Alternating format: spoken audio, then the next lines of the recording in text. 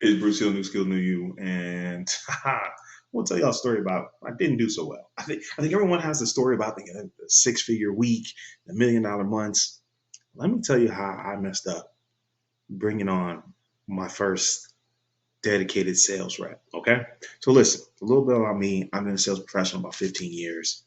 Uh, I've been in sales for about 15 years. I've been a sales professional for about 10, and the difference is I was 100% commission and I never missed the rent payment. Actually, that was the second highest credit score I've ever had was when I was 100% commission. And I love that. It was kind of an introduction to entrepreneurship because you only get paid for your results. You don't get paid because you're tall and handsome. And you don't get paid because people like you.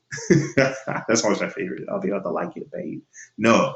What are the results? Now, if you're a jerk, that probably doesn't help you grow your business. So be a nice person. But we're still focused on the results. And I'm really thankful for that experience.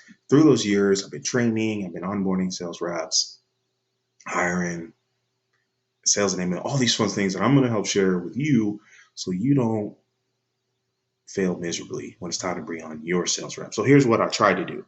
Try to give him an email address. Oh, I need to make this font a little bigger so you can actually read it. Make sure that was ready.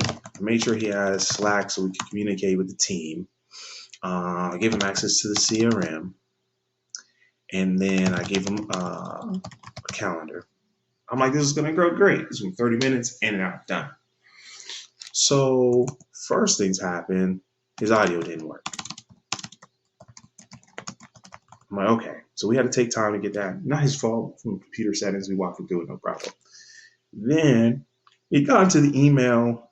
Okay. So can I get a little check mark here? A little check mark. There we go. Email check. Okay. The CRM, not so much because I guess the invite link I sent him expired. So I had to do that for over. So that took time. Slack, there were like two channels. I don't know how I did this for the company. One was new skills, new you, and the other one was like new space, skill space, new space, you space. Like, but they show up as two different channels. I'm like, okay, got to figure that out. And then when it came to the calendar, I'm not sure what I did. This was definitely me, not him. My calendar was showing available from like 12 a.m. to 8 p.m. Okay. Like it was open for 20 hours. I don't know what I did or how I did that. So I had to fix it. And this is a beautiful thing about doing. I think it's so important. You could read a book and then make a course, but please don't do that. You got to go do it a couple times. Do it wrong and then do it right. And you come back and share with people. Okay, here's how you can skip the hard part and get to the results you're looking for. And so we had to go through this, and it took about an hour. And here's a lesson for myself. Here's a lesson for you. Everybody does not think like you. Because I explained it to the way I needed to know it and needed to learn it. That's not how he needed to learn it. This is a really smart kid. But we have different experiences, we have different knowledge, we have different learning styles. So I had to be a little bit more patient and explain things in much more simpler terms because I was working from my knowledge and experience, not his. So that was a lesson. And this is something really valuable I've learned over the years.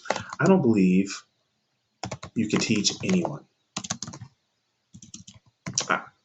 You can only facilitate their learning. And I can't type. There you go. What does that mean? I can't force you to take the information and understand it. What I can do is I can make it as easy as possible for you to know and understand. That's something I have to embrace every day as a teacher, as a trainer, as a coach.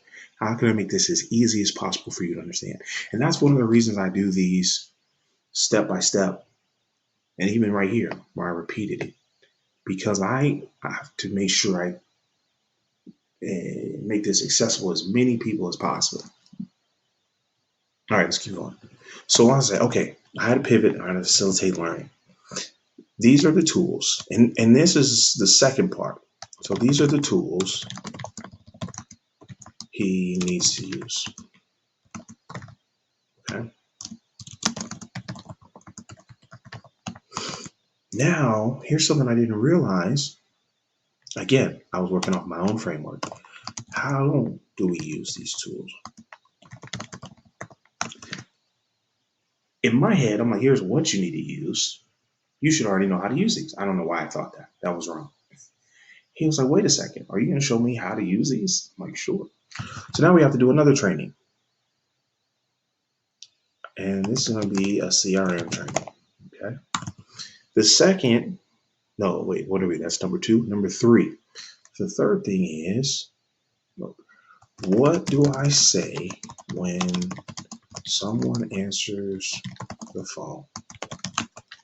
And that was so obvious. But I had to write it down. I spent some time yesterday and I typed it all up and I read it out loud. And then I thought to myself, what questions would I ask if someone called me and I had no idea what they were talking about? And then I said, what other questions would I ask? And I wrote down the questions and the answers. So I said that to him. We have a meeting Monday where he's going to ask me any questions. And what I've committed to is they're internal use only, but I'll give you a summary like this. What questions he asks, I'm going to put those back in the training so that when I bring on my next person, they have even smoother process. Maybe it won't be 30 minutes. I think I was overly ambitious. Just because I can be ready in 30 minutes, well, doesn't mean everyone else can. So now, here's another question I didn't have ready for him. And another reason why it wasn't 30 minutes. What do I do when they say yes? All right, someone was like, yeah, this sounds great. What do we do next? I just did a video, you can go back and watch it on onboarding the sales rep. It talks about what they need to succeed, from who you pick, from what tools they use, to who they're talking to and why, and then how are we tracking and scaling. Right? So that was a little bit longer, it's about 20 minutes.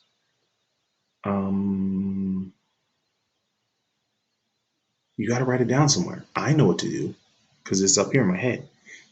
The best advice I can give for you to onboarding a sales rep is take the start of the day to the end of the day and write it all down. Shout out to Connie S. Falls, and the S is for systems. Listen, hold on. Let me do this real quick. Instagram.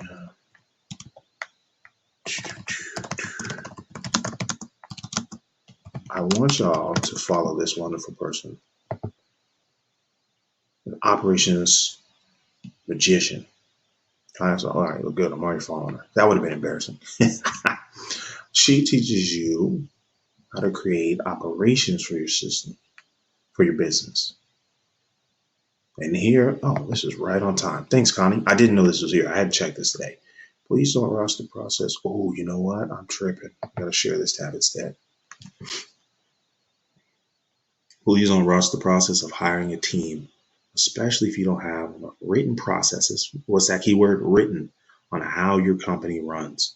You're burning through good people that love to support dreamers and innovators, all because of your negligence to create systems for your business. Oof. It stings a little bit, but if it stings a little bit, that means it's for you. That means you can do something about it. She does business systems. I just do specifically sales systems. A very important part of your business, but when it comes to running a whole business, strongly recommend her. Can't say enough nice things about her. Just a great person, great businesswoman, but a great person too. Connie Falls on Instagram. All right, let's go back to on. All right, this was interrupted. So if I say something twice, blame technology. What to do when they say yes? All right, this is bringing it all home, making it actionable, so you can take this training and apply it to your business. Right? You don't have to go buy my course, grab my book, hire me. Those are all wonderful things to do, but this training is complete. At the end of this training, you'll have everything you need. So this is the most common thing that's missed, and probably the most important thing. What do they do when they say yes? But let's go back to the very beginning. Connie taught us to write it all down. So once they call the customer, who are they calling? And this is so simple. Like, what's their name? Title's important. Business, role, where we got the lead. That's all valuable. But what's their name? And I'm not being funny here. I'm teaching this specifically because I've seen all sorts of things. All right. How are you calling? We're using CRM, cell phone. Where's the number? That actually goes back to who am I calling? Spreadsheet. It's in the CRM. It's somewhere else. I gotta go find it. The easiest way is to put it on the CRM. That's something I help with. What do I say? You should have a script. You need help writing a script. After the call, this goes back to here, right?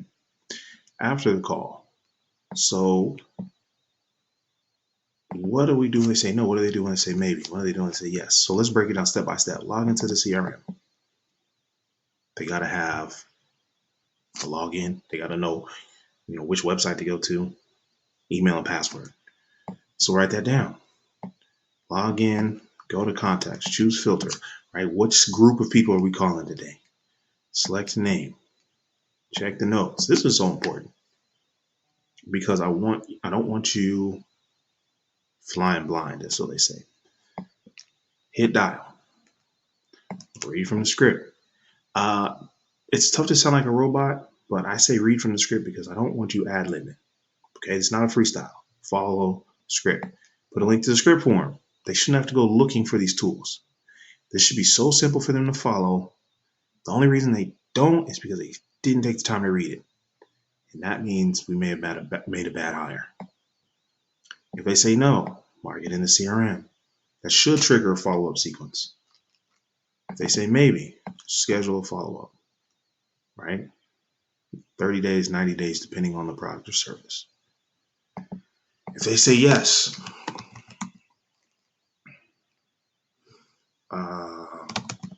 recommend the appropriate option. So guess what? Link to list of options.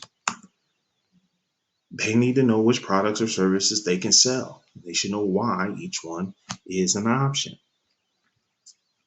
That one got me in trouble once because I didn't ask enough questions for onboarding. And I was like, what am I even selling? How much does it cost? What's the outcome? What are the deliverables? You need to know all that. You need help building offers? Reach out. I'm easy to find. New skills, new you everywhere. Collect payment. Schedule onboarding. That means they need to have a calendar link, right? To the customer success team. That could be, if you're a solopreneur, that could be you as the owner. If you're running a larger business, I recommend having a dedicated team that manages existing customers. That is a sales function, but it's a different sales responsibility. So real quick, it's pre-sales, sales, and customer service. Those are all part of the sales process. This part gets talked about the most, right? This is the part they write books on and there's seminars, but I don't see enough, and which is where Bruce comes in, talking about customer service is a sales function. All right, anyway, I'm off my soapbox. Schedule on the call. Thank you. Set expectations.